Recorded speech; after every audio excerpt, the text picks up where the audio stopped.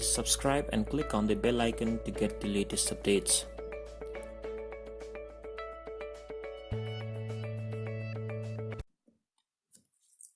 Hello again people, welcome back to my channel. In this tutorial series, Android application development tutorial for beginners. This is the second video. In our previous video, we had created a project called first application and run our first Android application. So what we're going to do today, let's see that first. Okay, in this video we are going to build this layout, and then our application is going to work as per our click. So without any delay, let's dive into the code. Okay guys, let's start our work. First, let's change this. We have an activity underscore main layout, and let's go inside this layout and let's change this root element from constant layout to linear layout. You can use the suggestions given to you,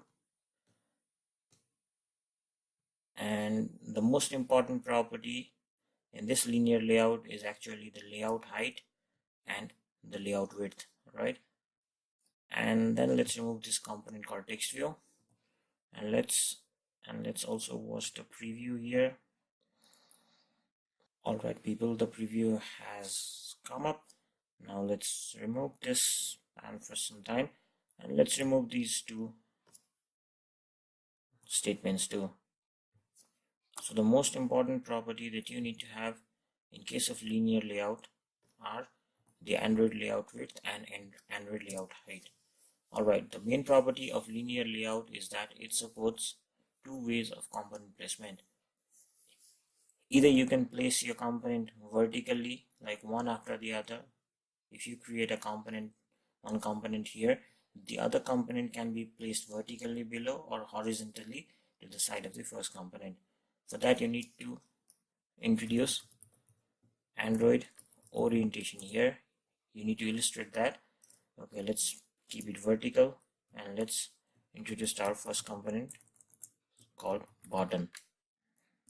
Right, let's give it wrap content and wrap content. I just want to introduce you to this component called wrap content here. Text, let's put it add one, right? So if you put Android width equals to match parent, let's study about match parent here too. Here you can see that linear layout has its width of match parent, which actually takes the width of your device and then sets linear layout width to that. In case of button, if you give layout width equals to match parent, it actually sees the width taken by its parent element, that is the linear layout, and creates its width accordingly. Alright, so let's change this back to wrap content because we're going to work on that, and also give an Android ID here.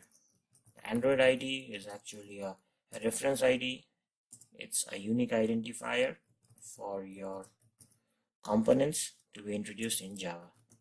Alright, let's give another button. The text is actually going to be subtract 1,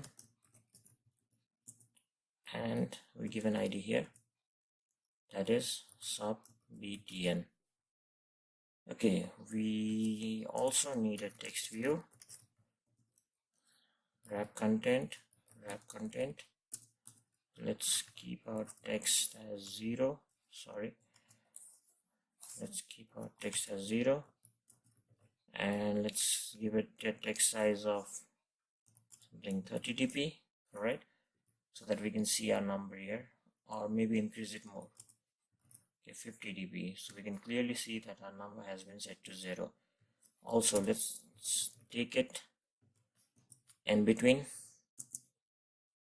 Okay, this doesn't work. I guess it's layout gravity. So we don't need actually to move this to the center, we need the text view to move to the center. So let's keep it here. Alright, the layout is actually ready. Now let's go to our main activity class, that is our Java class. You can see that this simple Java class has been changed to an activity type, and this is actually the first function of our activity class that is executed when you run your application. And this set content view command actually links your Java class to your layout file, right? So in this activity underscore main layout, that is this layout, we have a button which you need to define previously, right? Add and sub, and you also have a text view. Okay, let me give its name TV, and let's also introduce a counter variable. So as of this moment, we have specified the name of the object of this button and text view class as according to our component placed in our layout, but these objects are actually still null, so we need to introduce these objects as according to our reference ID given in our XML. Suppose our add button has an ID of add btn, so let's keep it here.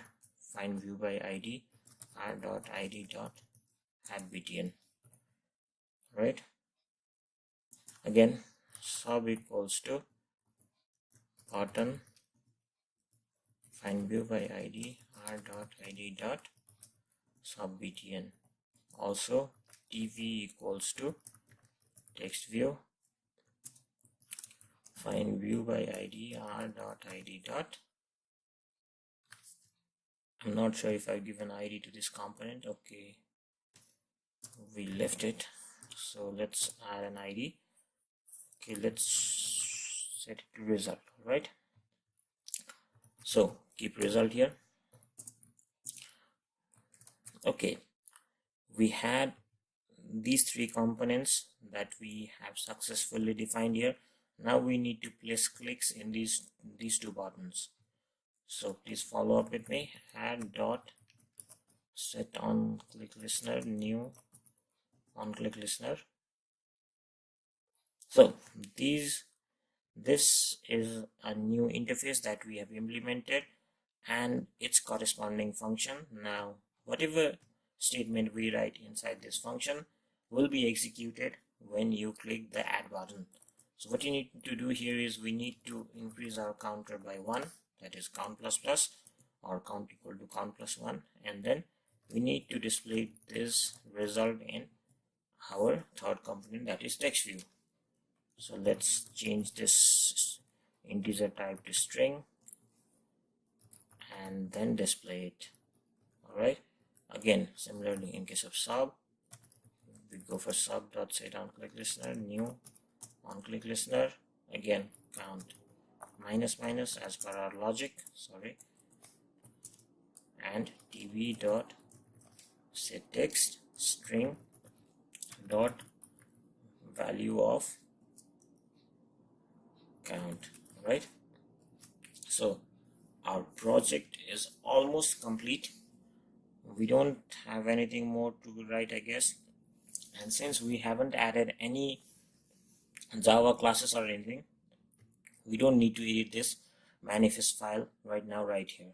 Alright, so what we did was we changed this root element from constant layout to linear layout. Linear layout had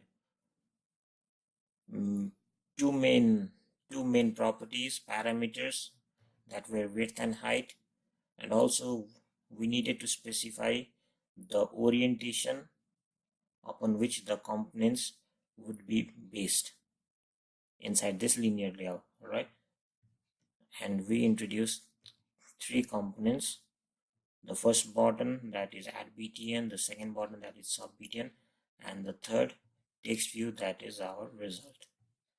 And then we increase the count and then showed the value in case of add and decrease the count, and then showed the value in case of subtraction. Button click. All right, so now I guess we can run our application once again. Click on play. If you have an Android phone, you can run in that, like I said in the earlier video, or if you are comfortable with this, you can use your emulator.